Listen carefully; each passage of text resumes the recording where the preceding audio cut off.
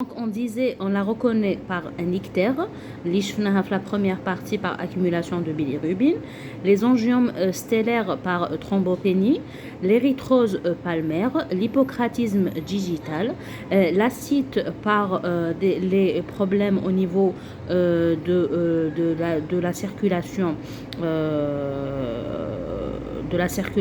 porte, l'encéphalopathie par accumulation d'ammoniac, une diminution des facteurs de coagulation, le 2 et le 5, voilà, donc, et l'hypoalbuminémie.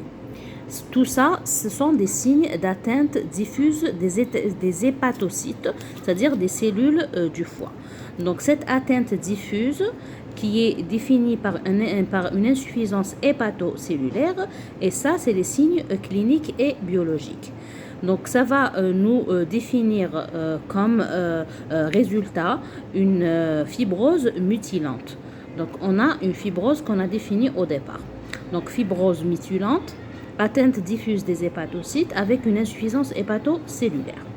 Par contre, les nodules de régénération, qu'est-ce qu'ils vont nous donner? Par compression des veines portes, des vénules portes. Donc on a une hypertension portale. Par compression des veines portes, donc des vénules portes. Donc on a une hémorragie de la délivrance quand on a une compression. Donc on va avoir des varices œsophagiennes qu'on doit rechercher systématiquement par la fibroscopie pour les ligaturer et éviter l'hémorragie. Justement, la rupture de varices œsophagiennes qui va donner une hémorragie digestive grave, une splénomégalie, une circulation veineuse collatérale, un hypersplénisme. L'hypersplénisme, biologiquement, va se définir par une anémie, une thrombopénie et une leucopénie. C'est ce qu'on a vu dans la première vidéo. Et une circulation veineuse collatérale. Voilà. Donc, les signes d'hypertension portale. Ce sont les nodules de régénération qui compriment les vénules hépatiques et qui vont nous donner une accumulation donc une accumulation du sang veineux dans les organes de voisinage. C'est-à-dire que l'accumulation, donc on a les trois organes qui vont nous donner des symptômes, c'est l'œsophage, la rate et la paroi abdominale. L'œsophage, c'est les varices œsophagiennes qui risquent de rupture. Donc on doit prévenir la rupture par une ligature des varices en faisant une fibroscopie et les rechercher systématiquement devant une cirrhose. La rate, t'as une splénomégalie avec hypersplénisme, anémie, leucopénie et thrombopénie. La paroi abdominale, on a une circulation veineuse collatérale. Avec tous ces symptômes, on a une suspicion de cirrhose.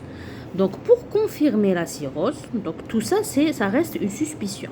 Donc, pour confirmer, on est obligé de faire une biopsie du foie. Donc, qu'est-ce qu'on va retrouver à la biopsie? Le diagnostic de certitude, c'est un diagnostic anapathe. Ça reste toujours une suspicion avant de faire l'anapathe. Qu'est-ce qu'on va retrouver à la biopsie du foie? On va retrouver une lésion diffuse hépatique, fibrose mutilante, nodule de régénération. Il faut trouver ces signes-là pour dire que c'est une cirrhose. Lésion diffuse hépatique, fibrose mutilante et nodule de régénération. Cette pathologie, la cirrhose, c'est une pathologie chronique. C'est-à-dire c'est des malades qui ont eu déjà une infection. Après, donc comme c'est le système de cicatrisation, après la fibrose et les nodules de régénération.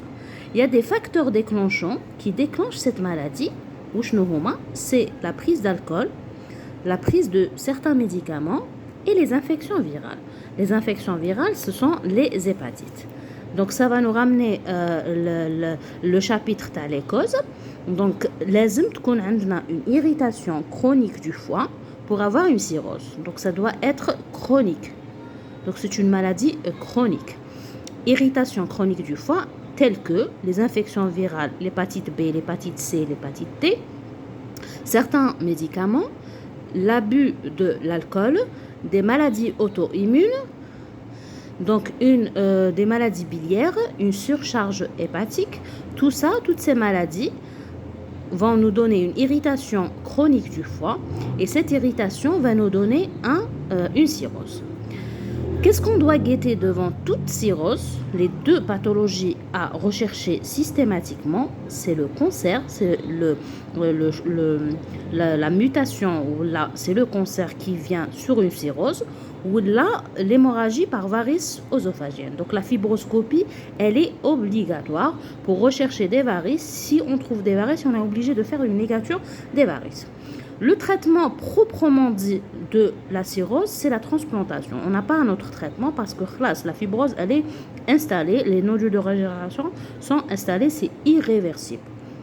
En attendant la transplantation, on dit un traitement de l'étiologie et on doit éviter tout ce qui irrite le foie. Donc on va éviter, comme on a les irritants du foie, c'est l'alcool, les médicaments et les infections.